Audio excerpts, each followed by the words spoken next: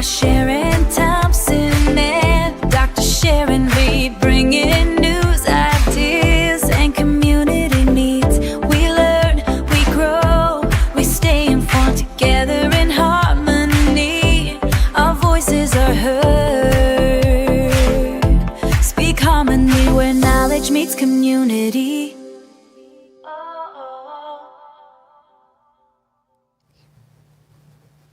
Welcome to another episode of Speak Harmony. This one is extremely special because we're starting early, a half an hour early, Sister Sharon. Yes, we Why? are. Because we are commemorating the special guests such as the president of Atlanta Jamaican Association. There you go. And we'll also, maybe I shouldn't spoil it. Y'all need to stay tuned. Yes. So we got some extra special folks here. Extra special. And All thank right. you guys for joining us in the audience. I mean, this is amazing. We have guys. a house full. Yes, we do. yes. we do. You know, shout out the AJA members and friends from Jessa. Thank you for tuning in. And the whole community and our other special guests.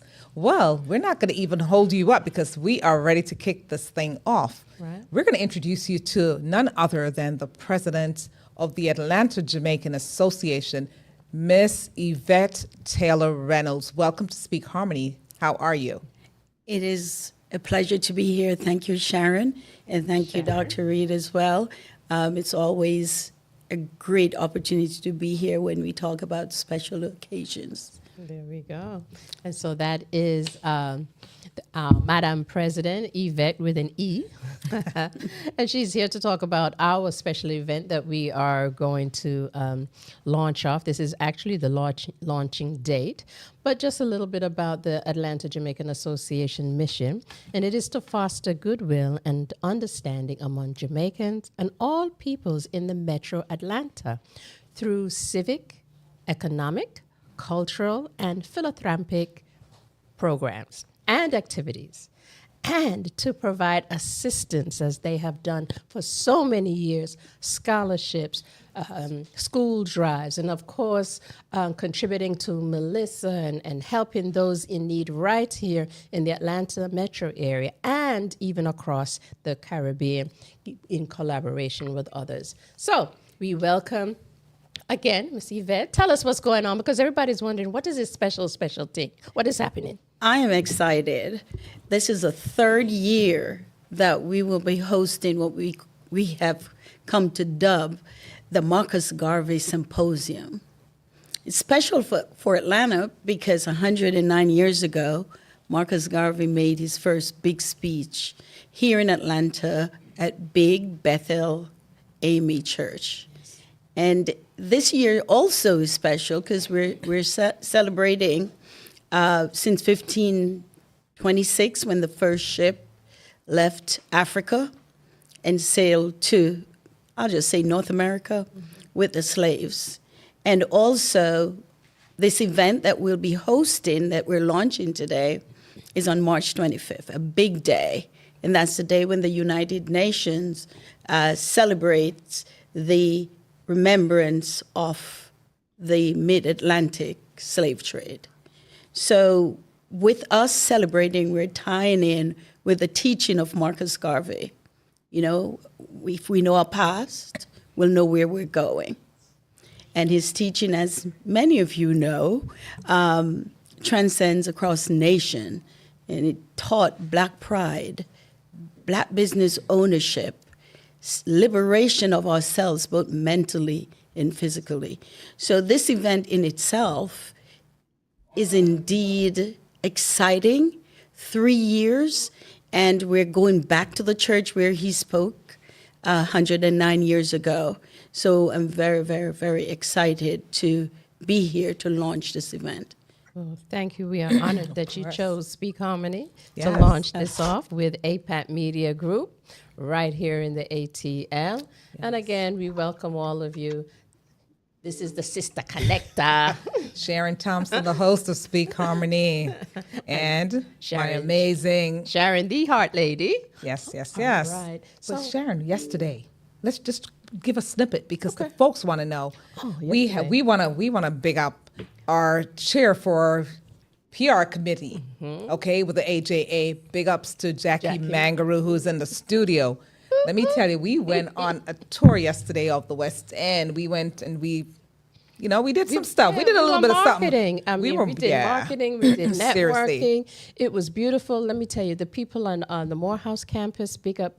They were so friendly. Spelman. They Oh my were so gosh, yes, giving. yes. And then we were at Spelman, and those Yes. young ladies. And you know what? We had a conversation with someone, we won't name who, and they said, you can't tell these young folks about Marcus Garvey. Can you believe that, Evette? He said, because they don't know. So every time we went up to a young person, we was like, so have you heard of Marcus Garvey? Of course. Oh, yeah.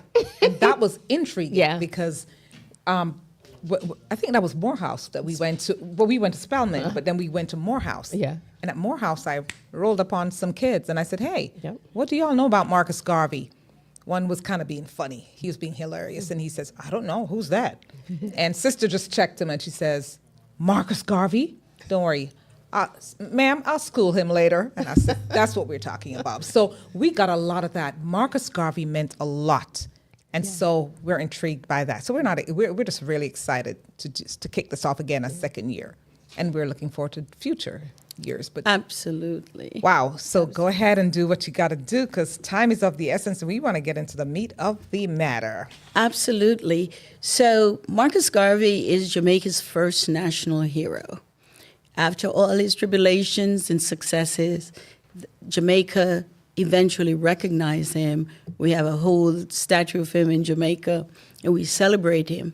And as a result, this evening, I'm proud to bring a representative of the Jamaican government on, our own here in Atlanta, someone that we can go to for whatever we need that relates to Jamaica, whether it's passport, citizenship, just a connection. And at this point, I want to introduce to you our Honorary Consul, Dr. Elaine Bryan. She's celebrating 8 years as the officer within the Honorary Consul position here in Atlanta. And without any further ado, we'll bring Dr. Bryan on. All righty. Come on up. Come on up. There she is. Can you hear? Yeah. Okay. All right, so we're going to reconnect. We'll just reconnect. She's probably having slight technical difficulties.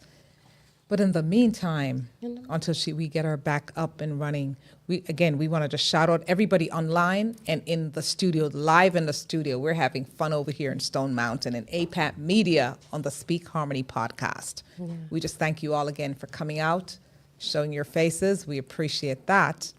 So, Sister Sharon. So, I just love to quote the Honorable Marcus Garvey. And, he says, many of you may remember this quote, a people without knowledge of their past history, origin, and culture is like a tree without roots. So I want you to remember that, Speak Harmony family, as we move forward. He also says that we must give up silly ideas of folding our hands and waiting for God to do everything for us. If God had intended for that, then he would have not given us a mind.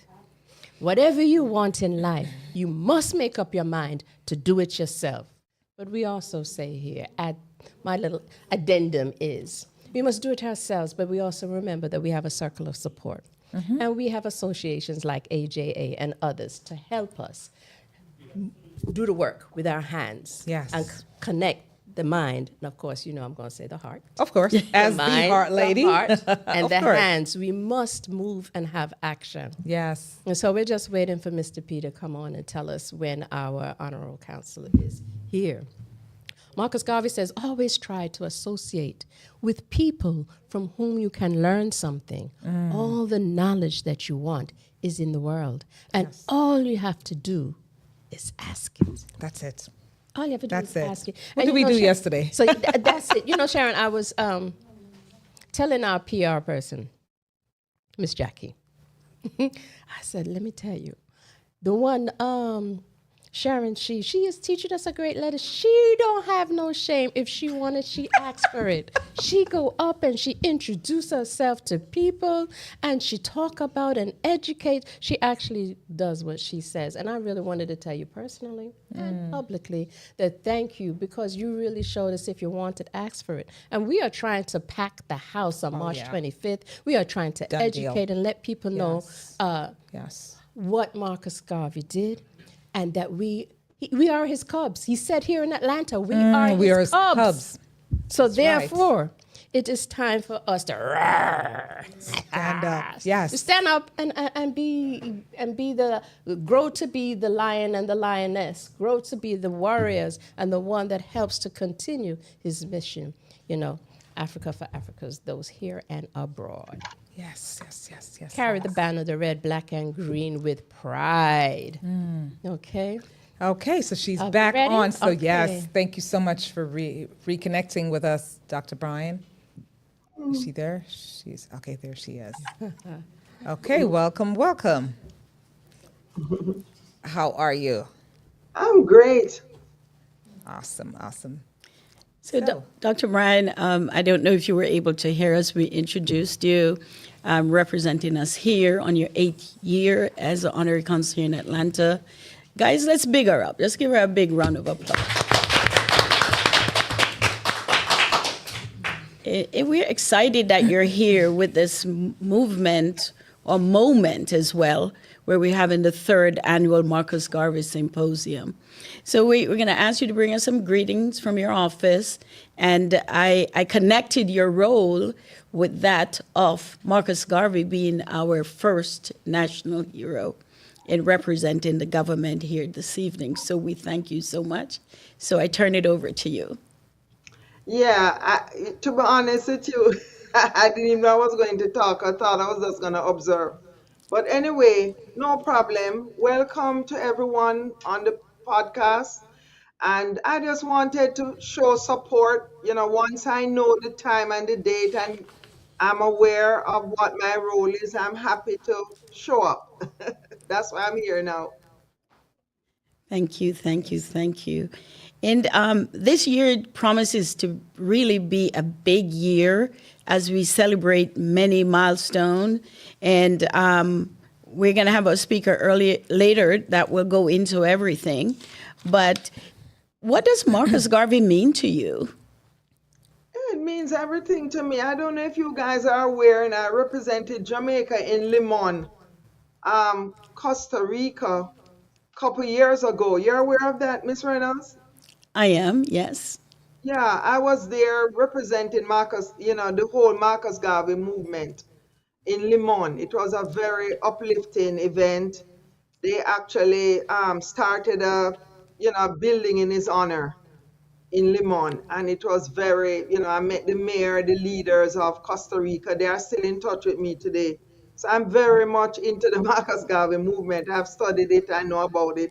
So when I heard that they're having it again this year, I tried to clear my schedule, because that particular day when you're having it, I have 3 events. I can imagine. Yeah, there is the Georgia, the chamber. They're having a big event. They are responsible for the World Cup. They have a big part in the World Cup. So that same morning, I'll be up from early the whole day, and then have another thing, and then yours is in the evening. So, So we're glad you were you're able to do that. guys, but I just have a lot of things that people ask me to do. So I try my best to participate when I can. Absolutely, and we appreciate that. So without any further ado, Dr. Elaine, I'd just like to ask, for those who are first-time viewers, many of them may not know that you are the Honorary Consul for Jamaica in Atlanta. Could you tell us a little bit about your role and what you do and how you help support the Jamaicans in Atlanta? Well, most of you know that since May 2018, I was appointed by the current leaders in Jamaica to serve in this region as your Honorary Consul for Jamaica in Atlanta, Part of this means working at the airport like I did today, working on the various initiatives that Jamaica is interested in promoting in Georgia. One of the biggest thing that I do that is not obvious is hundreds of hours in the office helping. Office work means answering the phone, answering the people come and knock down the door with no appointments, answering calls about families who are arrested, stranded at the airport, homeless, ICE threatening to evict them and they want immigration assistance. Um, Most of the time it's minors, in jail or something like that, or minors at the airport. They come to Georgia for everything more than you'd realize. Georgia is very popular, so sometimes persons coming from another state, they get lost in Georgia. My passport was lost in Georgia. And I said, where do you know where it was lost? How old are you? I'm 17, but my passport lost in Georgia. So we get a lot of that. And so we have to be prepared, to serve everyone and respect everyone who comes to the office. That is about 80% of my role, trying to manage the office demands. And sometimes it's Jamaicans who cannot, they are not able to read and write, and mature Jamaicans who some of them didn't go to school, so they are not able to navigate the maze of questions on the passport process, citizenship process, how to get their birth paper. The parents' name wasn't on it, so they had to go back to the school where they grew up in St. Elizabeth or St. Anne or Portland, wherever they grew up, find their elementary school teacher, principal, who can vouch that this is the father name was so. It's a lot of detail. It's about 60 different functions that we do in the office, and it's getting to be more than normal of late All because a right. lot of persons have slipped into Georgia, and we have to serve them. Thank you so much. You also have an event coming up? Which one you're talking about? With the Several. passport, aren't you Oh having yeah, something? yeah. On March 7th, on March 7th, we have quarterly outreach. So March 7th will be one. We partner with churches and nearly all the restaurants, and so we frequently go into those establishments so we can serve persons in various neighborhoods. All right. Thank you so much. All right. So we appreciate you very much so coming in and helping us and launching off with the launch for the Marcus Garvey Symposium on March 25th. Sure, sure. All right. Looking forward to coming on the 25th, and hopefully the different colleges will come. A lot of interest is in Marcus Garvey in this Georgia here. So it's just a matter of encouraging persons to come out and doing it early. All right. So, So thank you so much, Dr. Bryan. I'm happy you were able to make it. It's indeed a pleasure. If you can hang tight, we're going to bring on another guest, and I think you'll enjoy that as well. And we'll have some more people coming in. Yes. So thank you. And I'm going to turn over to Dr. Reed and Sharon. Thank you very much. all right. So we know that we have a lot of folks who usually come in at 7 o'clock for us. We start a little early to accommodate our guests.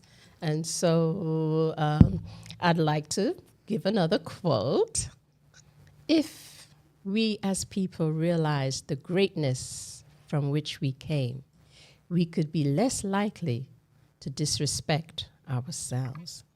Now that's deep. What you think That's about deep. that? That's deep. What you think That's about deep. that? Because you know what? Honestly, sis, respecting, it starts with self-respect. And that's just a given. We've got to respect, we've got to project it outward. And so respect comes from within. And so it starts with even the way we interact with each other. I mean, honestly, and I mean, here I say, if I offend you, sister, pull me to the side and strangle me. Seriously. Well, not And I mean, strangle. but you know what I'm saying? You know, Just- shape me up, shape me up. Yeah. I want to And- say the and Jamaicans, we always say in Jamaica, we say, Evette, tell me, because Evette knows about the pattern more than me. How you say when you handle them? What do you say in Jamaica? In Westmoreland, because she's going to tell me that in a minute. Well, I can't think of it. I'll just choke you. You know what I mean? So, but we want to say seriously. it in a very kind and nice way. way. I'm known for the what do they say? If you want to be diplomatically cussed out, just come to me, because I'll give you the nice nasty. True. But, I'm thinking about Marcus Garvey, and I remember that every year I would that would be a task for my children as they were growing up. Really? And even some of the other famous, it wasn't just a day off, and it wasn't just, it was to memorize a quote so that you could always remember that essence. So I'm looking at a quote, and I'm smiling because my son, I have 3 sons, and one of the sons, you know who you are, is the one who always kind of takes the easy way out. And so I said, okay, so what is your quote? And his quote is, if you have no confidence in self, you are twice defeated in the race of life. A one-liner. Everybody. I love it. But But that's an effective one. That's a powerful one. Yes. I might add. So he remembered that one. Everybody had 2-3 lines. He remembered. I was like, at least you remembered. Of course. And he walks with confidence. So yes. Love it. Wow. All right then. So it's 5-2-7. It is. And we want to welcome you again, Speak Harmony family, to another episode of Speak Harmony here at APAP Media in Stone Mountain. So we are sponsored by APAP Media, guys, and we don't take it lightly, because when I tell you we're talking about the top shelf media house here in Georgia, yes, he is. Mr. P, Patrick Parkins, and Damien, we give a shout out, because every week without fail, they place us on the map. I mean, professional, we talk about really professional folks here. So we thank you, Mr. P and Damien. And again, this episode, guys, is brought to you by APAP Media. So it's a full photo and production, full service media company right here. And what we do is multi-camera recording, video, and live streaming services. And you can contact them at info@apapmedia.com. That's apapmedia.com. So, What's today? oh my goodness, what day is today, What Sister are Sharon? we observing today? Folks, Tell me, Speak Harmony. yes. Every Tuesday I bring you a national day. Some of them are very fun, and some are political, and some are things to make you say, All right, so today I think you're going to laugh at this. All right? I'm going to bring on also Dr. McCook, because he said it. But you should see his eyes. He's like, what? What did I do? Today is National Soup Day. On March 3rd, it encourages to deliver love and kindness by the bowlful. Yes. All right? And we know that soup on a cool day, but I remember Sharon used to like soup any day for me. Any day for me. But I can eat it breakfast, lunch, and dinner. I love soup. all day. Yes. I don't care what kind of soup. Just give me soup. Yeah, I'm and good. you I'm porridge. usually in Jamaica, Saturday is soup porridge. day. But guess what, Sharon? Because I'm so busy on Tuesdays, Tuesday has become soup days for my husband. I was like, he said, I already know what's for dinner. Soup. I love it. So, Mr. McCool, Come now. Come true, Mr. Doc. Doc, come true. We have to put you on Listen, blast. I'll put him on blast. Yes, come on through. on Grab then. the microphone and chat. Tell the people about your So soup Sharon expedition. had a crock pot of soup. Tell her I heard what you told her. What you said about the soup. Come. Well, Grab the microphone. While I think it was good. I mean, I was trying hard not to taste it, because every time I taste it, I would tell her I'm going to taste it. So she was warming it up, so I wanted to taste it, but my intention was to finish it. And Jackie and I were trying to figure out what was in the soup. She's saying something about Lentils? lentils, right? Lentils. I was saying chickpea. Well, no, yeah, it was. I believe it or not, it was yellow and green lentils. Okay, and then you said Wayne wanted to keep the pot at home, but then you convince him to take it out. But it was good. It was good. It was good. It was All right, good. and so you love soup. What is your favorite There's soup? no meat, Oh, Tell him there's no meat in there. There's no meat, chicken, and my soup is chicken soup. Chicken soup is your favorite soup? Last week I actually did a pot. My wife was sick and I surprised her and got some corn and chicken foot and all and something there and did a good thing. You know? All right, Last- there you go. Yeah, so happy soup day to everyone out there. He's not only a handsome face, guys. He can cook. Because the name is Makuk. I love that one. Yvette, Big what up. is your favorite soup? Yes. Oh, for me, it's any soup. Any soup. So on Tuesdays, I make a pot of soup. It's not a tiny pot. Oh, you do it on Tuesdays too? Yes, I don't know why. Ah. And then I eat soup all the way till Friday, and then maybe I'll eat something else. And then I make another pot of soup. I love it. But I'll be. So you try to change a lot of things you do. So I just put not the lentils, but the whole chickpea in the soup, and then I cut out some of the carbs. So, but I eat meat. I have to eat some meat. Okay. No judgment here. No judgment at all. And Wow. yeah, a little meat in there, chicken or something. A little, like that. a little cold food. Good.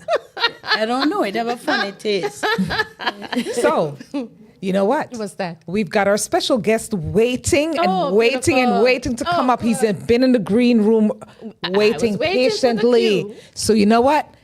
We're going to talk to you this evening, sir. We're going to bring you up. But first of all, the gentleman that we are about to bring up, he's a Jamaican academic, Pan-African activist, president of the Universal Negro Improvement Association and African Community League, UNIA, and the ACL of Jamaica. The modern continuation of the Black nationalist organization originally founded by Marcus Garvey in 1914, guys. He's got a long list of stuff behind his name and what he does, but I'm going to give you the gist of it. He's going to be here, so if you want to hear what else he does, I'm going to tell you, mark your calendars for March 25th. Again, March 25th, 2026, 6 to 9 p.m. at Big Bethel AME Church, downtown Atlanta. That's all I got to tell you. So without further ado, we're going to bring up none other than Professor Stephen Bruce Golding. Are you there? Big up, big up, I'm here, big up. Sharon. I'm here. Welcome Good to the evening Speak to you. Harmony. Good evening. Welcome once Good more. evening Good to the evening. Sharons. Good evening to our Honorary Consul, Dr. Bryan. Good evening to the AJA President, Evette Reynolds Taylor. And, good evening to your viewers, your listeners, and everybody who is in the studio with you. Big up to Mr. P for making this happen again. Couldn't do it without him. But I've been listening to you all. You all been away from Jamaica too long. Soup is for Saturdays. I don't miss Right? I didn't say Saturday. I said Peas is Saturday. on Wednesday. Oh, you hear that? Stew peas. All right, Wednesdays. So what's on Thursdays? I don't know because Friday is fish, right? Fridays, fend for yourself. Oh yeah. Oh, you live Yes, like he yes. said, you live America Friday. too long. But you know, Stephen's a chef, you know. Friday is fish with hard-dough bread. Bread. That right? part there, And Jesus. Sunday is rice and peas and Chicken. No, and for the what ones who else? don't eat So there's meat, the rice and peas you cook for the week. I love that. But you know, Welcome, Stephen, welcome. there's some of us that don't eat the meat, you know. So we stick to the fish and the veggies over here. There's a lot of us. what if you There's a don't lot There's of a us lot who of us that the don't meat. eat. But we're just talking about what they do at Jamaica regular, And right? I want to say this. Remember when it was just the Rastaman in Jamaica talking That's about right. vegan and ital. And True. So they were the original vegan. vegan. Look how it's come full circle now, right? Yes, yes. Everybody I'm eat telling ital. Huh? Listen, Stephen, and let me tell thank you you. all for having me. Yes. Welcome. So tell us a little bit about what you've been doing on behalf of UNIA and what we can expect to talk about when you come in Atlanta. When you come March. back, yes. I did see you last year. Thank you very much. Yes, well, this is part of one of our currently biggest projects, which is the Global Garvey Symposia series, which we launched in 2024. which consists of a series of symposiums held in different places and cities around the world, all based on dates and places that Marcus Garvey gave lectures at himself. So we started in January of 2024. We did the first one in Western Jamaica, where Garvey spoke in 1916 at the Baptist churches in Lucy and Montego Bay. And Atlanta was our first one outside of Jamaica. And as you all mentioned earlier, this year we're in our third year. So in the 3 years that we have been coming to Atlanta, we've also managed to launch symposium in Brooklyn, in Harlem. In April, we have established an annual one in Limon, Costa Rica. And I was so surprised to hear our honorary consul there mention that she had been in Limon, because I didn't know this, but they too have their own symposia, which was started last year. And we also have in the cities of Baltimore, Philadelphia, with more to come. So I wanted to let you all know that Atlanta was very much a black print for us. It sort of set the trend, it set the pattern, it set the standard, and you all have been keeping that at the highest level. So in 3 years, we've shown the first movie about Marcus Garvey, which coincidentally was filmed in Atlanta. We installed the first Nubian Jack black and gold plaque for Marcus Garvey at Big Bethel there in Atlanta last year as well. The second one in the United States was just done last month at the second symposium in Baltimore. So again, Atlanta setting the trend, Atlanta setting the standard, Atlanta pointing the way. This year, we are putting a stronger emphasis on the International Day of Remembrance for the victims of slavery and the transatlantic slave trade, as I heard Sharon announce earlier. And this is so important, and I want everyone to listen carefully. This is an international day that has been established by the United Nations since 2008. It was born in 2007 at the bicentennial of the abolition of the slave trade in 1807, at the end of slavery, which came in the late 1830s. But in 2007, at the bicentennial of the abolition of the trade, the United Nations designated a day to be observed in remembrance. And since 2008, as a people, globally, or even as people locally, whether in Jamaica, the United States, or wherever Africans are in the diaspora, we have not given enough credence and credit and attention and importance to this day. It is a day designated to honor our ancestors, those who gave their lives, those who made the ultimate sacrifice so that we could be alive today. And the 21st century is the century of reparation, but reparation is not only about talking about compensation and what is owed to us. It's about also repairing the things that we have been doing to harm ourselves, or the things that we have been doing that are wrong, or that are not quite so right. And one of these things is the fact that as Africans at home and abroad, we do not have a day when we let the world stop and remember the great sacrifice that we made in the Ma'afa, the African Holocaust, the 300 years worth of brutality and suffering that no other Holocaust in the history of mankind can compare to. Yet other Holocausts are recognized and remembered each year. So this year, Atlanta is going to lead the way as the new Black Mecca of the 21st century in the United States of America. This is the reason why we want everybody to come out, from the colleges to the communities, to the churches, to the politicians, to the community activists, to the conscious people, to the artists. Everybody who claims African blood in their vein needs to come to Big Bethel on March 25th.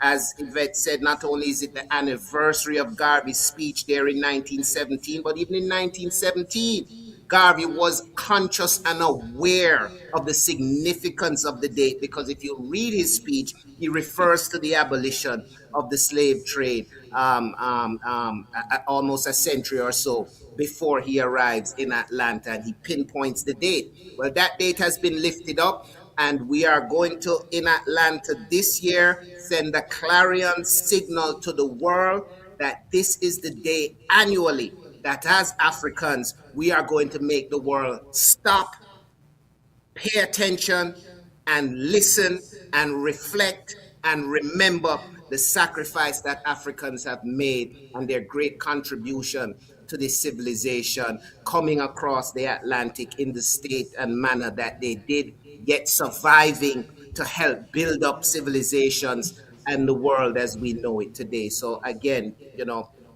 this is not just another year of the Marcus Garvey Symposium.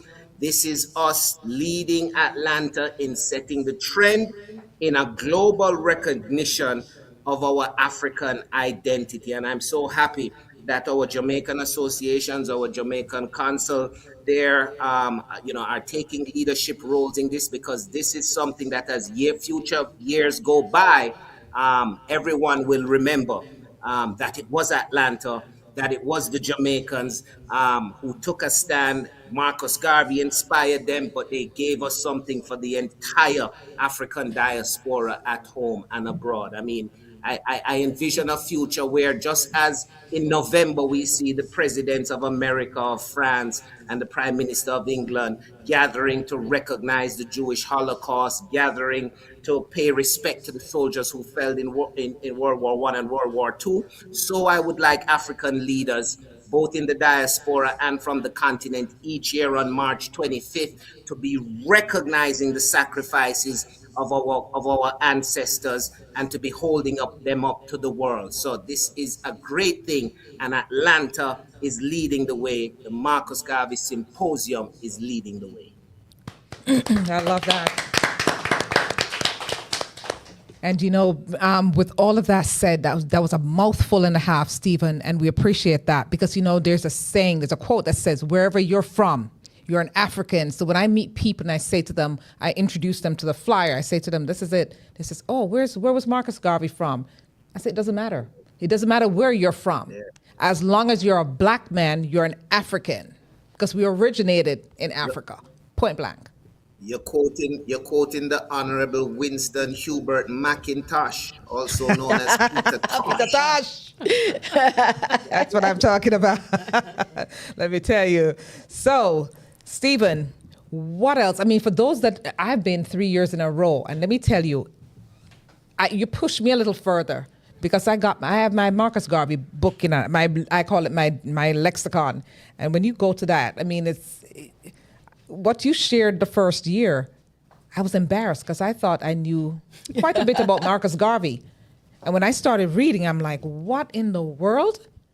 And so you're such a scholar, but there are other folks out there, and I'm proud to say that on the campuses yesterday, I was so blown away by these young folks, because they literally could regurgitate. One, pretty much she took me to task. And I said to her, I'm not even going to speak to you anymore. I'm just going to say, I'm looking forward to seeing you. And she says, what's your name? And I told her. And she says, I'm coming to see you, Miss Sharon.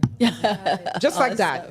So I'm happy to hear that the young people, they're leading the charge. And don't sleep on them. Mm-hmm. We're trusting them to do this. And it's for us to inspire. And not only that, to share with them. Yeah. Because we plant these seeds, they will germinate. Absolutely. So I thank you for what you're doing, my brother. Really appreciate that. Any other words there, Sharon? Planting the seeds. Yes. I also have to big up Big Bethel, the sons of Allen, people like Julian Smith, who really, this began in 2023 when he visited Jamaica, and we had a conversation. I said, I have this idea.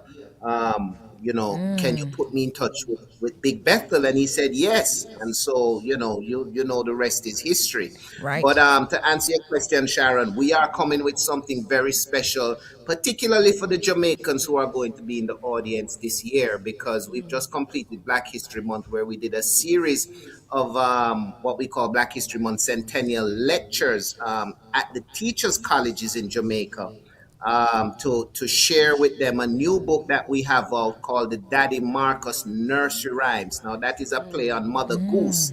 And so Wow. in my lecture on March 25th, I'm going to break down just how we have been regurgitating and reimplanting the seeds of white supremacy in the minds of successive generations at such a critical age just by our ignorance of what is contained in these 300-400-year-old nursery rhymes that we're still saying today. And then I'm going to provide an alternative, an exercise in repairing those narratives so that we can reclaim these stories as our own, not only as Jamaicans, but as African descendants. So, you know, for people who didn't understand how dangerous Baba, Black Sheep, was, they got Wow. to come to my lecture. Yes. They got to come to the symposium on March 25th and tune into my lecture. And I'm going to have copies of those books available so that people can get and share with a new generation, because we're not teaching our children. We're not going to make the same mistakes. We're going to repair the damage. We're going to repair the narrative, and we're going to reclaim our identity as Africans. Yeah, I love it. you know, I love that. Honorable Garvey had another fun quote. So, do not remove the kinks from your hair. Remove it from your brain. Remove them from your brain. Remove the kinks from your brain. So it's all right. You can Mental have the kinks slavery. on your head, and the kinks on my head, and the kinks on your head. But unravel them in your brain. But you know, Dr. Reverend Noel Erskine said, Yes. he spoke about that a few years ago, and he said, but Garvey never knew how hard it was to comb the hair. I remove them the kinksy. Right, but you know something? I love it. I love that though, because you know this is who we are as a people, and I like the fact. Honestly, I big up the sisters. I mean the families that are embracing the way they came out, because you know not too long ago, Sister Sharon, guess what? 20 years shy of 21, I just decided I was done with the relaxed hair. And I'm not knocking people who do that now. That's for you. But I'm saying I decided to take that leap. And let me tell you, when I tell you it's freeing, it just freed me. I felt like an elephant off my back when I went back to my roots. Okay, so you remove some kinks from the brain too. Totally from the brain, sister. Totally. But you know, in line with that is the Black generation. They develop products that make the comb go through a little easier. True. So it makes it easier than back then when you had to just go with a dry hair. But they're products, and that's in line with Garvey's philosophy, where we empower ourselves and have our own businesses. And big up to all the Black sisters and brothers that have their own business. Thank you. We were there yesterday. Yes, We yes. stopped at A few places. remember the sisters that we met and bought Oh some my products from goodness, them? yes. We were giving out the flyer. gold. We saw that they did black hair care. She was a chemist, and she was developing her own oils and her own skin products, and we definitely supported. And they were shocked. They said, "You're gonna buy?" I said, "Well, we didn't just come in here just to give a give flyer. We're flyers. here to support." And so we supported a lot of those down the West End areas. We sure did. So, giving to what you said, Garvey said, every man has a right to his own opinion. Every race has a right to its own action. Therefore, let no man persuade you against your will. Let no other race influence you against your own. Brother Golding. I'm here. All right. I'd love to know what sparked the fire in you to really take this charge about the Honorable Marcus Garvey. You know, Marcus Garvey was a very spiritual person, and he said some things that even a century later we're still unraveling. You know, my journey into Garveyism was a very personal one. Sometimes I don't even like to share publicly, lest you think I am.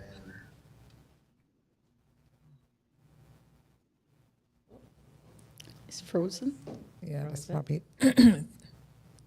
It's all I'm right. sure he It's- will. Yeah. He'll come back. He'll come back in. Yeah. Because we do know that what you do today that is worthwhile inspires others to act. Some future Of time. of course, and So what especially we do right, today and it what we're is. doing now and what we're doing for the March 25th Symposium is definitely inspiring our youth. That's why we decided to reach out to the AU Center and course. get the youth them to come, because too many of us of a certain age, very mature and seasoned and beautiful people, we know that we have to pass the torch, right? Totally, and that's exactly what I said. You know, I Yeah. mean, when I approached them, that was my thing. I said, guys, they're like looking at the flyer. They said, oh, and I said, listen, it's only a couple of hours, 2.5 hours, an hour out of your time.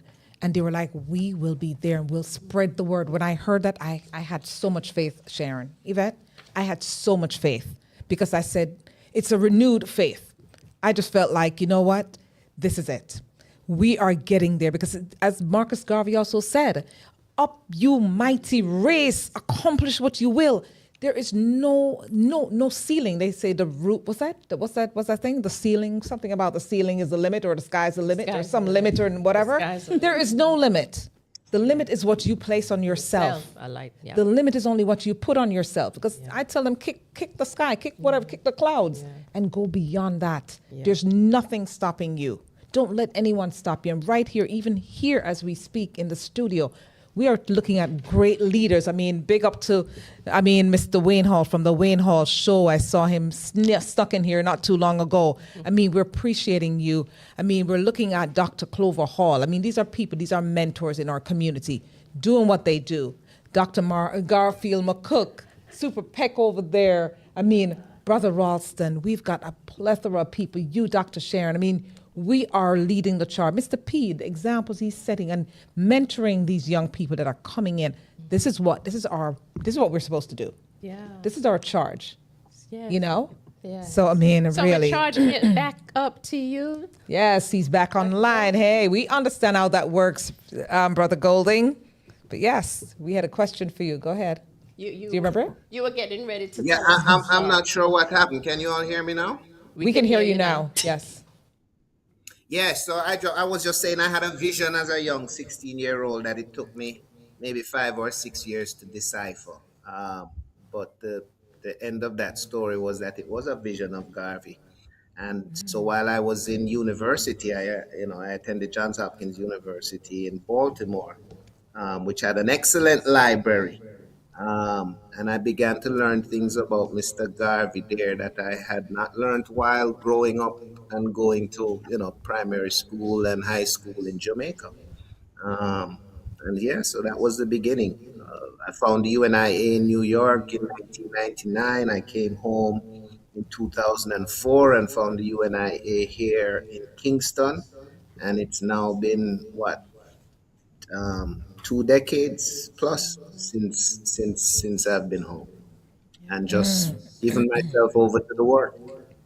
So let me ask you, I mean, and I'm sure all of that came with a lot of opposition because the hesitation, the fact that you weren't taught that in Jamaica, the land of Marcus Garvey's birth, but you had to learn it learn it in foreign and outside of, his homeland, says something. Because, I mean, with our upbringing, I'll tell you, the thing is, we were taught European history, for example. I was never taught Black history in school at all. Matter of fact, it would have been looked down upon if I mentioned that in my household and beyond. So the fact that now we are here, we're conscious, and there are people whispering and saying, oh, well, we don't want to be so harsh, and we don't. Well, it's our truth. So we've got to speak our truth because, like you said, with the Holocaust, with the Jews, they will make it known everywhere they go. They make it known. Yeah, So the world is never to forget, right? never. And while their Holocaust lasted just a few months under a decade, ours was protracted for over 3 centuries. And that should certainly count for something. But again, Carter G. Woodson, who is the founder of what we now celebrate in February as Black History Month, but who started it 100 years ago in 1926 as Negro History Week. But he wrote a book called The Miseducation of the Negro. And like his contemporary who he wrote for his newspapers, that is our own first national hero, Marcus Garvey, they were very key on the fact that there needed to be some repairs done to how our history was taught to us as African descendants. You know, Garvey in his own declaration said, we declare it, it should be illegal for white supremacy to be taught to Negro children, as we were referred to in his day. The teaching of another race being superior to us. And then he went on to say that proper instruction in Negro history must be given to our children. Now, what those men did at the turn of the 20th century was to reclaim our history as Africans, looking at our history going back before the enslavement and trafficking of our ancestors. Because once we were brought across, as Minister Khalid Mohammed said, have you forgotten that we lost our religion, lost our language, lost our culture, lost our gods, and by the looks of it, some of even of us lost our minds. And he's right in the sense that what was put into the minds of the descendants of these enslaved Africans was not, it couldn't have been something that was empowering.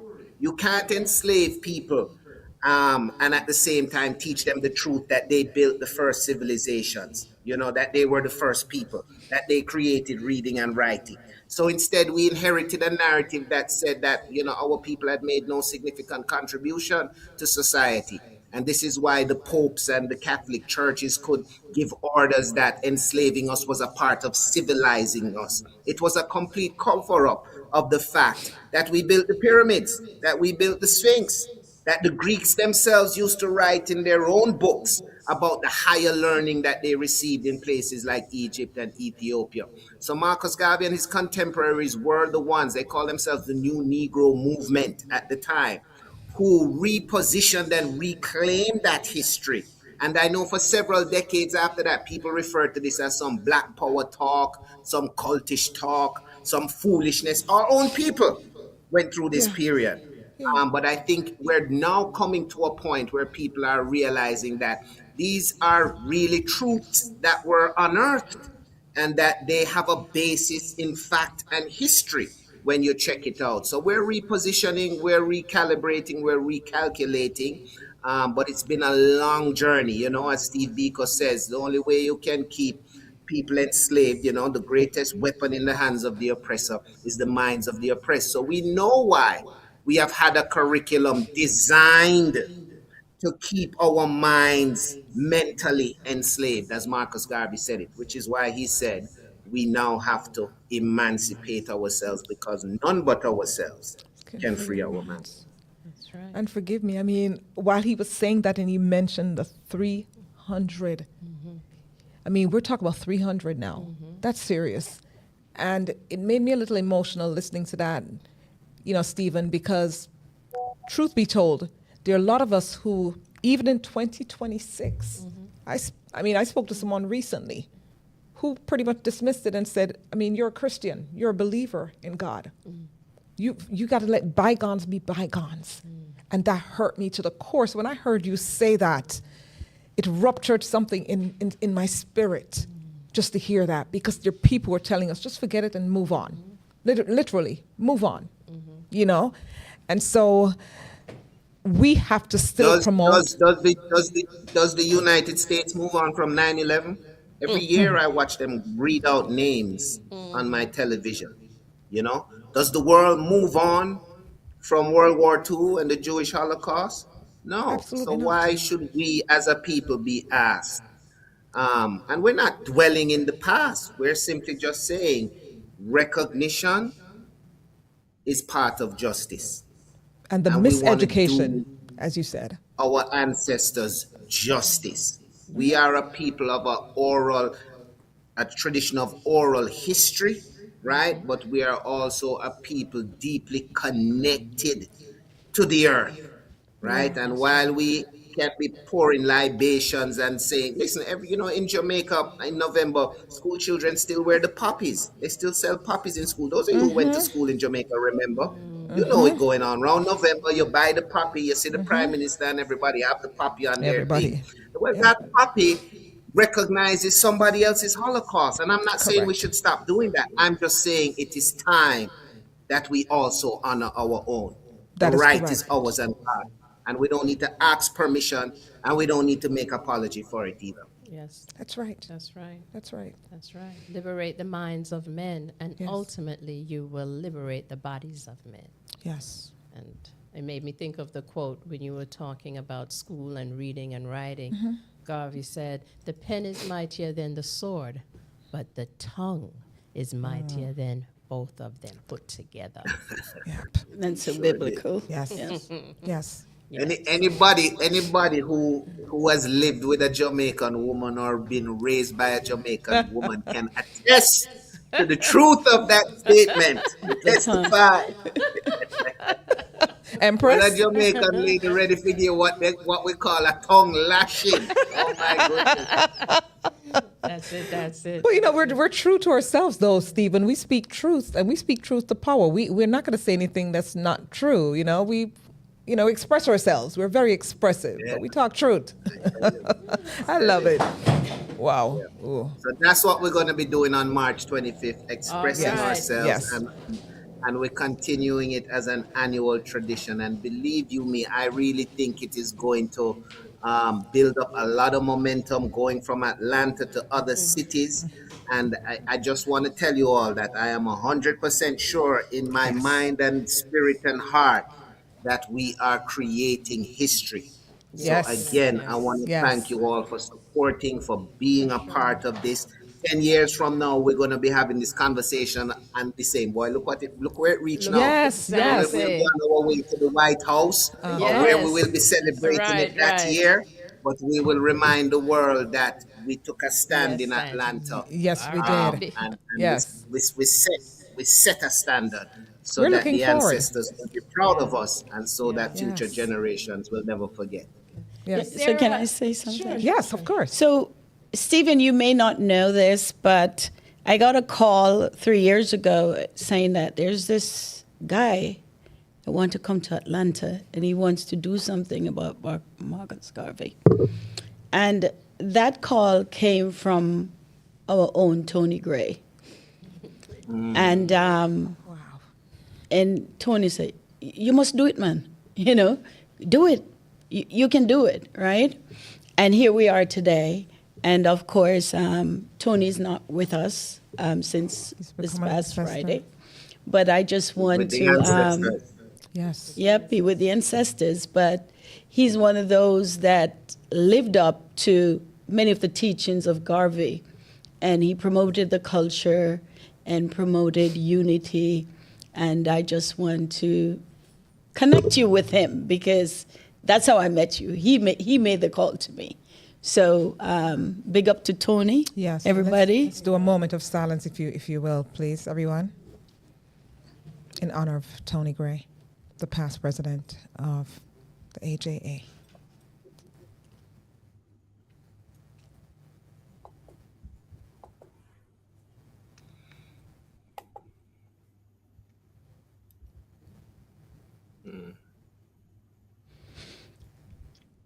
Ashe, ashe. Oh, where did you find that?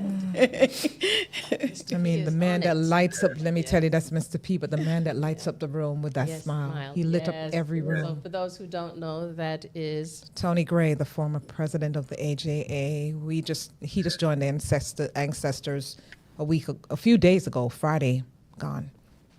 okay. So And Rest in who peace, we are Tony Gray. dedicating this year's symposium to, I believe the AJA Yes. will be Awesome. paying tribute to him Yes. at the symposium on March 25th. Yes, thank you. So I was curious, Stephen, which city would you really like to visit that you have not visited that you really want to impact with the message? You mean with the symposium series? I can Yes. tell you, right? Listen, one of the things I'm discovering, and it's actually going to be the subject of my next book, which will be entitled "Where on Earth Was Marcus Garvey?" Nice, And nice, I am, nice. I am finding out places where, listen, Garvey was in Ogden, Utah. I'm like, What's the Jamaican Utah. Ogden, Utah. Utah. Which in doing the research, I found out it was a black community in Utah at the time. You know, he gave a lecture at Colorado College in Colorado Springs. I mean, there are multiple cities across the United States, across Canada that he spoke in. He spoke in Guatemala. You know, we also do a series in the Caribbean in October, in which we retrace his last tour of the Caribbean in 1937, 3 years before he died, which touched on almost every CARICOM country, from Dominica to St. Lucia, St. Vincent, Trinidad, Guyana, St. Kitts, Antigua.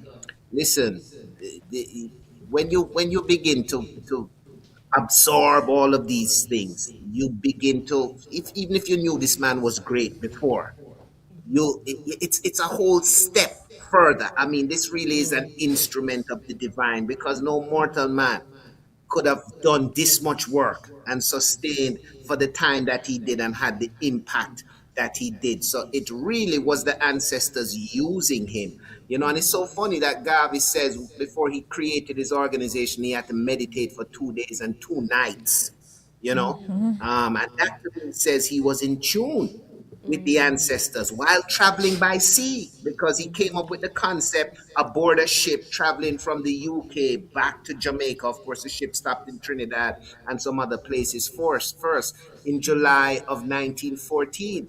And this was his inspiration in creating the global organization that he did. So currently, Sharon, to answer your question, we are working on realizing symposiums in Indianapolis, where we've just gotten recent information about the places and dates that he spoke at there.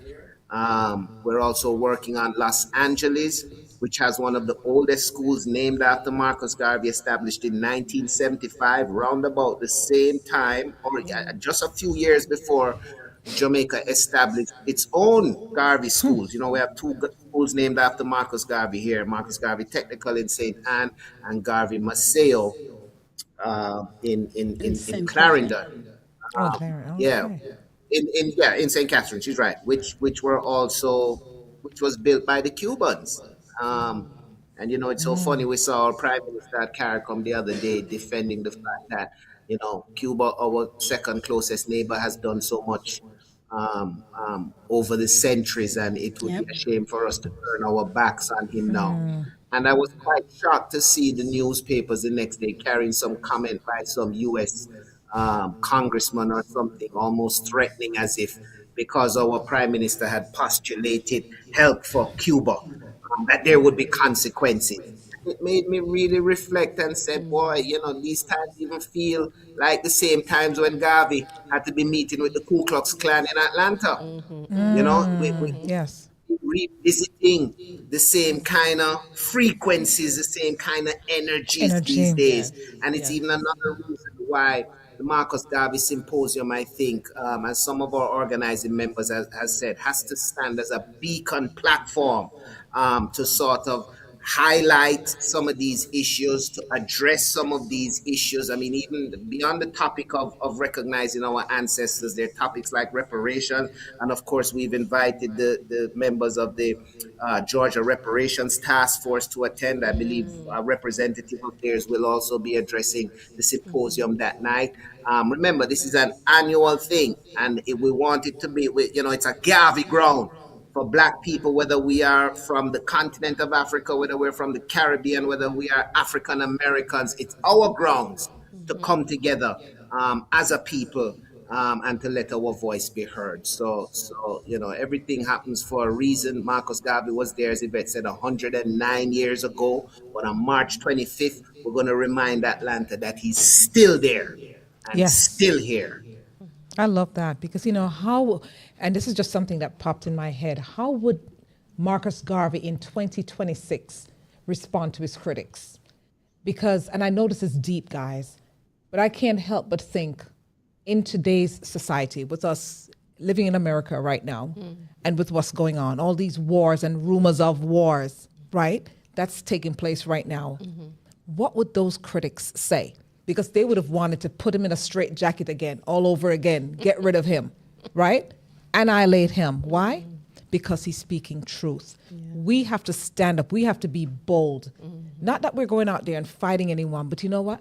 We can fight without physically fighting, with our tongues, with our minds. By educating those around us. That's how we fight. That's how we make it known. And that's how we stay in the know. In the know. Absolutely. With you talking about the song War, done by our own Bob Marley, where he quoted, his song had lyrics from the speech from Haile Selassie. And basically, it talks about war, but it was a war of liberation for us as a people. So as long as we focus on that, work together towards a common goal, I think we'll survive. No matter what comes, we will definitely survive. Yes, absolutely. Yes. Thank you. And just talking about, I always talk about Westmoreland, but I know she couldn't help herself. But I'm not going to talk about Westmoreland now. Talking about the gifts from the Cuban government. Come, my brother. Wayne. Wayne. Come on. Talking about gifts from the Cuban government. What we talking about? Talk about it. Tell them where we went to. Oh, Lord. Okay, so Mr. Hall, so they can see you. Come Okay. around. Come around. Oh. There we go. Get this up. Yeah. there we go. Yes. Yes, so we have schools that were built in Jamaica by Cuba at tertiary level as well as lower school levels. I attended the G.C. Foster College of Physical Education and Sports. Wow. One of them. There's Jose Marti that I actually did practice teaching. So I have touched on a couple of them. I think Jonathan Grant and what am I leaving Interesting. out? Which one am I leaving out? Garvey Maceo. No, it was Garvey Garvey Maceo, Maceo. Jose Martin, G. Foster, yeah. yes. And G.C. Foster. And G.C. Foster. Right, Right. and, All and three. Garvey Maceo. So Wayne and I are graduates of G.C. Foster. Oh. We Yes. met here as kind of his senior. I never met him. I was already gone. but we benefited from the gift from the Cuban government. Yes. And we Right. were able to go to school and get our degree. And now that institution is the leading institution in the Caribbean for training PE teachers Yes, and coaches. and coaches. Yes. And can I big up one of them? The director of, I think it's recruiting. She recruits athletes, but I think she just got a promotion. Her name is Caroni. And God, her last name is escaping me, but I met her on a mission in 2021, and she's doing some fantastic stuff. A former GC Foster graduate. A former graduate, but she's also a director. Caroni. So she's what a I'm saying. recruiter. She was a batch before me. Yes, Okay. Caroni. All right. Yes. Yes. Quite a few, like Mr. O'Neill Ankle. Yes. He's a graduate. He's there helping he's an administrator there now. So quite a few of us have gone back. And when you listen to dominance in track and field like Yes. Edwin Allen High School, hey, it's a batchmate. Well, he was actually not my batchmate, but a year ahead of me. That's holding it down as more than one of them as coaches, Mr. Dyke, Mr. O'Neill Harrison. Popular names. So the GC Foster College, by way of a gift, was not just a gift for the time, but a big, big vision for what could happen. Because like you said, a big part of our track and field, especially legacy, is because of the coaches and the teachers that are able to go through that school and continue with literally a national program without even meeting as a group to say, we're doing this together, but just naturally because of the background and training are able to do that. So I love it. Yeah. Wayne, I love how you position that. You need to tell the people in the Epstein files. It is it's not the genetics of the Jamaicans, it is the teaching and training from the Jamaican coaches. Did you all catch that when Jamaica was mentioned in the Epstein file because they wanted to test the genetics of our Yes, past? yes, Yes. yeah, we did. Yes. Yes. I'm sure they've heard, Stephen. I'm sure they've heard loud and clear, You know. you know. Yes. And it's very interesting because We've had graduates of GC Foster go to places in Europe like Germany that has traditionally had a great track and field program and came back saying, we don't learn nothing.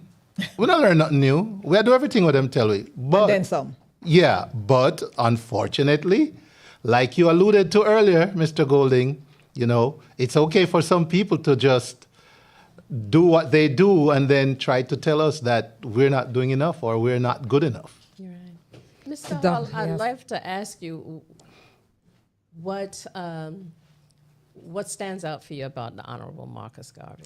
Quite a few things, actually. I hope I remember them now on the spot. But I once researched Marcus Garvey and was blown away. One, he's quite articulate. I loved the manner of delivery that he gave his speeches. And the main thing I would say that stands out for me with Marcus Garvey is calling to action based on our numbers. There are a lot of us. And if only we could really realize the strength we have in numbers globally as a race, yeah, Marcus Garvey's dream would be lived in no time. But we're scattered, we're everywhere, and for some reason, you know, we're not as united as we could be as a race. And so I really did admire the way he tried to get us to recognize our strength to our numbers. All right. Well, give thanks for Yes, that. I like that a lot. You know, and he also said, "Be as proud as your race today, as our fathers were in the days of That's right. yore." Yep. Yes. We have to be proud. I mean, we cannot be shy about it. These are the days that we have to stand up. And for those of you who have children and grandchildren, great-grandchildren, it's your duty. It should be your mantra. It should be what you do. Like nothing else. You read your Bible, read Marcus Garvey. Read about Marcus Garvey. So I tell you a Educate joke, them. Sharon. Talk about reading that.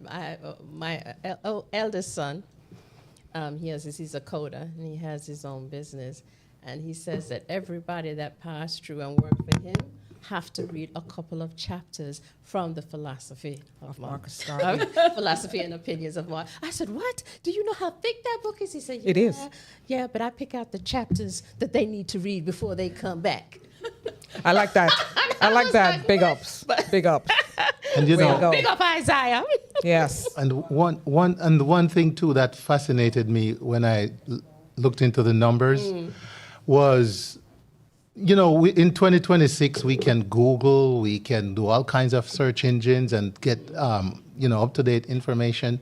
Where in his time was he able to tell you how many blacks lived in each state and the different countries around the world? You know, not that there probably weren't ways to track that, but for him to have been so thorough, Yes. to have researched it and being able to articulate it the way. And it did. this sounds odd, but I thought of him because when I read, and like you said, I was like, how on earth? Because yes, we did what a lot of people don't know, that black people lived and thrived right here in these United States of America, right? In different towns. Tulsa, Oklahoma wasn't the only place. There was Black Wall Street and so on and so forth.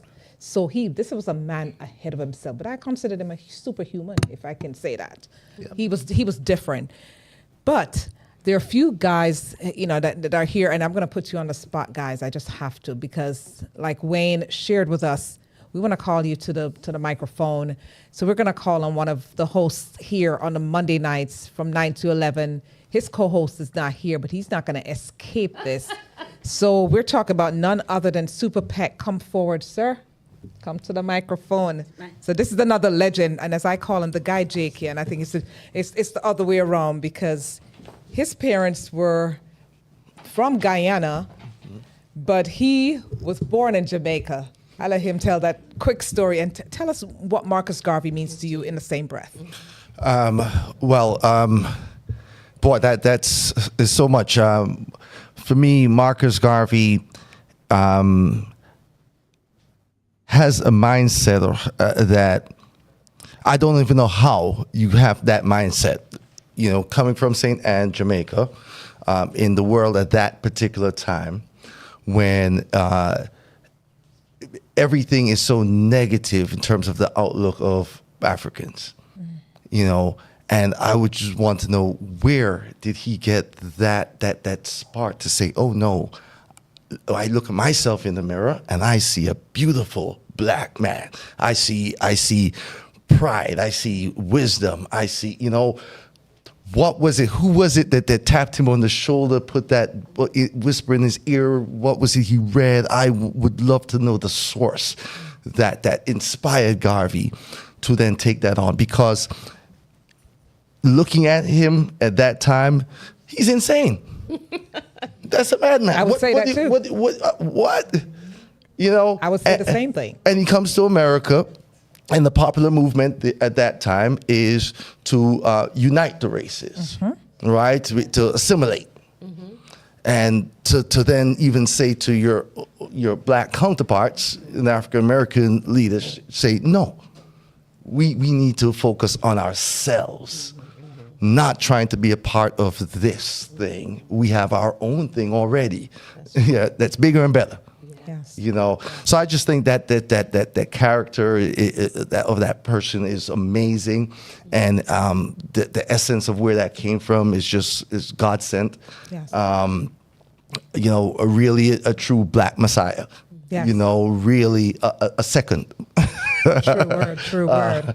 But you know, so that's just you know, amazing to me at that time, to have that courage, that fortitude to step forward. He was really a one-man army, Yeah. and the courage that he had that then brought others along with him on that journey. You know, that's to really inspire people to really break those chains that were so deeply rooted.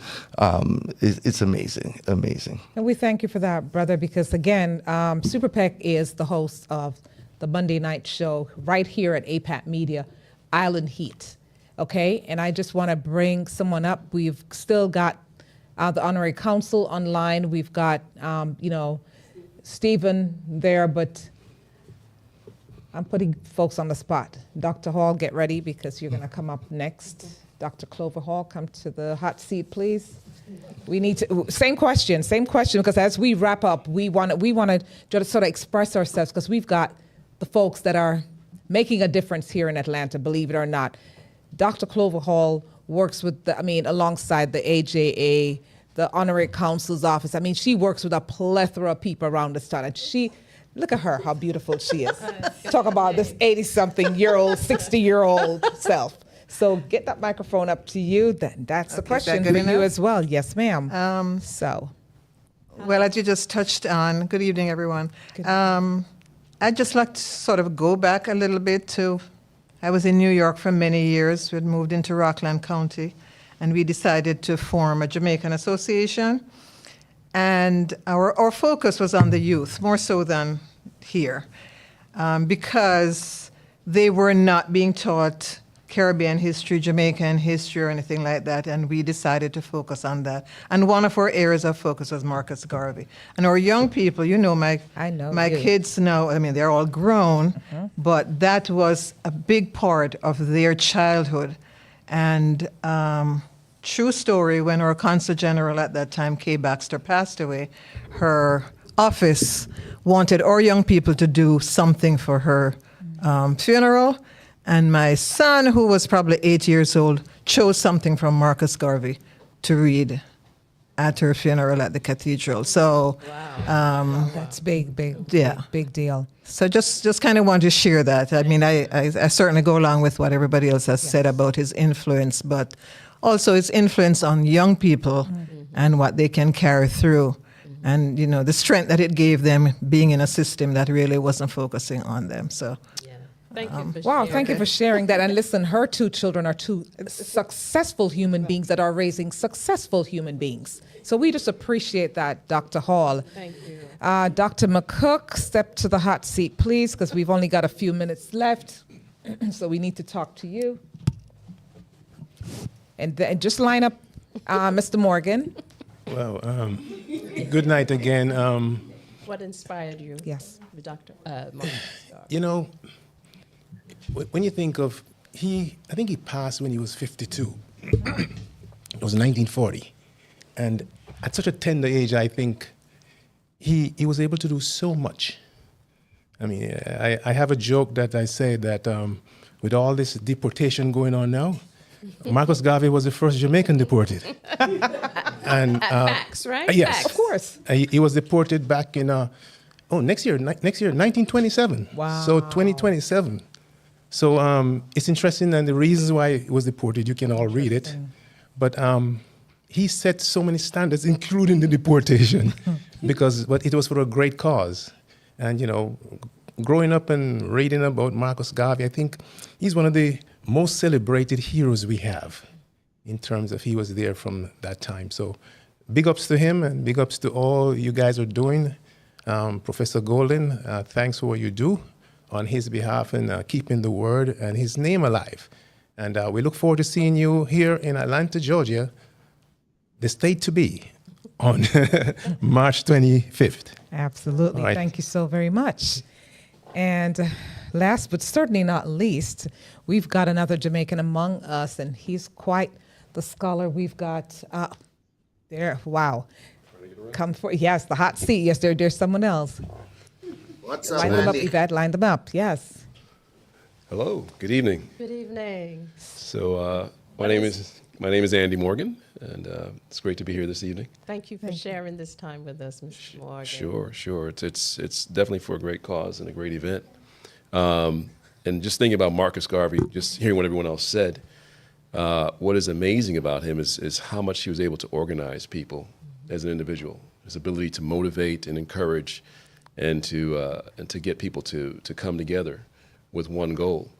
And the fact that he has such an impact on those who followed. He had an impact on Martin Luther King. He had an impact on Malcolm X and other leaders that followed him. And you think of our times right now and the importance of us coming together as a people, as others have mentioned. And he is a role model and a guide for us. We've been here before. Yes. And the reality is we have to find a way to come together collectively in order to empower ourselves, rather than expecting others to come in and do it for us. And so he's created a roadmap, and we just have to figure out how we can come together and piece it together and improve upon that and build as a community. So definitely, the fact he's a Jamaican is even better, but he's really a man for the world. Yes. He thought globally, which is impressive for someone at that time. And the other thing is he used the system to organize. He used the financing system, which they then turned against him, but he used their system to try to pull us together. And those are some of the tactics we need to do as well. Yes. Work within a system to build what we need to build for ourselves Yes. collectively, and there are ways to do that. Yes. And I love the way he said that because, truth be told, I mean, this is just my philosophy anyway, and my idea, based on what I've read, is that he was set up by his own people, okay? And by a system that didn't want us to progress. But you just said you made a very good point. Another point for me is where you say, especially in today's time, what we're going through is nothing new to us as a people. It's really nothing new. It's just that we have social media, access to social media, so we can get word out quicker. But what they went through and what we're dealing with, not minimizing it, but they dealt with, and they dealt with it. They dealt with so and they much lived. more. They so survived. so So much much more. more. And So much so more. we have better tools now. We do. We do. Unfortunately, the other side has better tools as well, but we just have to figure out how to utilize the tools Come together. that are there, and we can progress. Yes. Thank you so much. Yes. Thank you all. Thank you, all. sir. Looking forward to the event. All right. Yes. All right. Thank you so much. Well, you know Thanks, what? Andy. We're gonna wrap up. So you know what? There's one person that I'm gonna call, and I mean I don't see him right here. Hiding. He's probably hiding back there in the studio with Mr. P. Wayne Thompson, come to the microphone, please. So I'm going to say this in the meantime. I'm not a race hater. I'm a race lover. Let that sink in for a moment, guys. I'm not a race first. That's it. And so we're not negating anybody else. We're not pushing. We're all one. We're all one people. Yeah. Because in Jamaica, our motto says, out of many, we are one. Okay? But let me tell you something. If we don't do it for ourselves, no one's going to do it for us. Wayne Thompson, take a quick seat there because you have 2 seconds to just tell us your philosophy. What does Marcus Garvey mean to you? Well, thanks for the surprise invite here. um, well, to me, Marcus Garvey was a revolutionary, and we need more revolutionaries. This man showed grit, tenacity, brilliance, and there's so much that he, like others said, has achieved you know, the greatest odds, and he overcame. Such great example for us all. Oh, give thanks, give thanks. Give thanks. I appreciate you, sir. So you Give know thanks. what? Yes. We're talking about the Honorable Marcus Garvey, but this is also the fact that I'm sorry. we are also the fact of that is that we are approaching or we are upon Women's Month. March 8th is Women's International Day, and so I would be remiss if I wouldn't say the contributions that the women made in the UNI organization, right? We made up the bulk of the populace in the organization. Sure did. So I would love To close out. to close out and make sure that we remember the women. Yes. It's not about sexism, but we did advocate for equal representation Absolutely. in it. So what say you, Dr. Dr. Golden? Bryan. Well, Dr. Bryan, too, because we want to close out with both of them. Yes. So that's a question But for both of you. let me go to Mr. Golden last.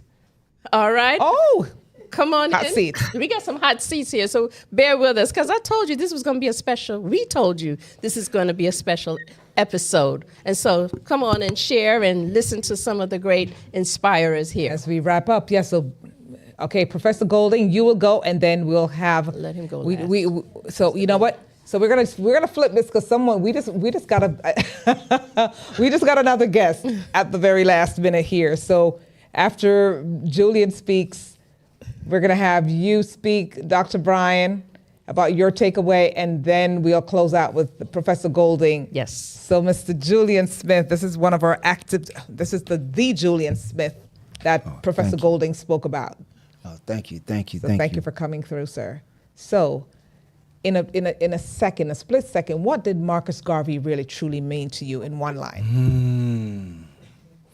Confidence There you go. to self-actualize our potential globally. Wow, confidence to self-actualize ourselves globally. Globally, absolutely. Mic drop. Yeah. Mic drop. Thank you, sir. Thank you. So, You have some. Dr. Bryan,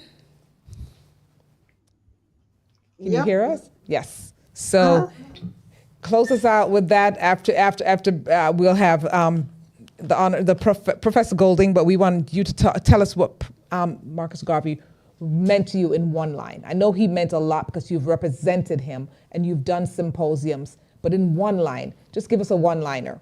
What do you have to share? What did he really mean to us, to you? I like people who stand up for what they believe in, even if it's a lonely journey.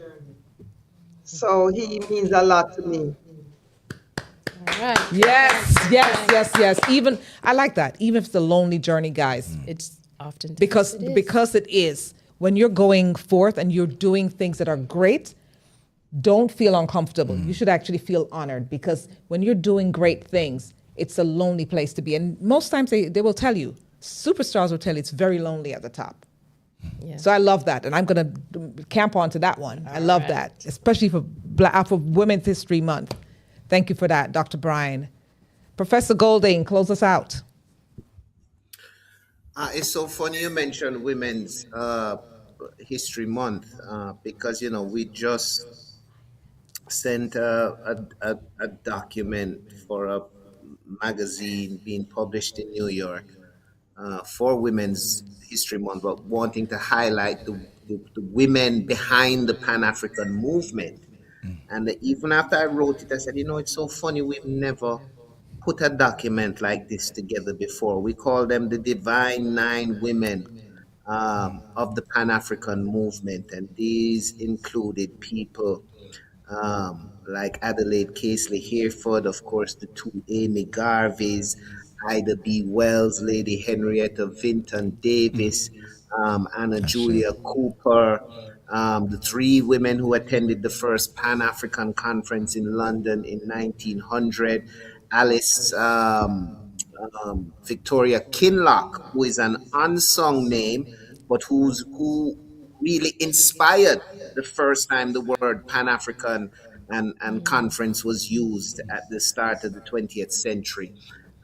So many of these names that may be lost to history, and as you know, as Sharon said before, in terms of the UNI, not just the UNIA, because the UNIA has always been a reflection of Black people in general. The work that our women have done. And even on the day of remembrance for the victims of slavery and the transatlantic slave trade, let us not forget our women, some of them who sacrificed their own lives, some of them who took the lives of their own children as a form of resistance. People like, you know, Sabina, Sabina Park, named after in Jamaica. Yes. People like Sojourner Truth, people like Phyllis Wheatley. You know, these are real and true parts of our story, and not because main media hasn't been telling it means that we should ever forget it. So we're going to lift up these names, we're going to lift up these memories, we're going to salute these women, because, you know, you can tell the state of a nation by the state of its women. So as we reflect on we also have to focus on the horrors that our own mothers, you know, great-great-grandmothers and aunts, the women ancestors of this movie, what they went through so that we could be here today moving forward. What a way to end. Wow. Thank you so much. I appreciate you coming on, taking your time out. Wow. Thank you so much, all of you, for taking this time, sharing with us, and what you have done was just speak harmony. Yes, you spoke harmony. Yes, speaking harmony. Yes. So, as we wrap up, I'd like to again leave a quote by the Honorable Marcus Garvey. I believe it's his quote, but it's written: "Take advantage of every opportunity. Where there is none, make it for yourself. And let history record that as we toiled laboriously and courageously, we work to live gloriously." Ashe. Ashe. Wow. And that's it, folks. We appreciate APAT Media Group, a full-service media company, for sponsoring this show, and to our other sponsor, Heart Love, who specializes in relationship management. Join us next Tuesday right here, live on YouTube, 7 to 8 p.m. Eastern Time, as we continue learning from those who inspire us through action and purpose. Power to the people. So until then. To Dr. Bryan and Professor Golden, we appreciate you joining us via satellite, virtually. We appreciate that. We look forward to seeing you on the 25th, Professor Golding. Thank you so much. Absolutely. So as usual, do what? Like, subscribe, and share. We appreciate you all. Have a good night. Until then. Right on time. Right on time. They talk about health, they talk about care, sharing tips, they got us without a care. Thank you for listening, you're the best. See you next week to keep the best. Together we learn, together we grow. There'll be lesson every hour, we know. See you next week with new stories to tell. More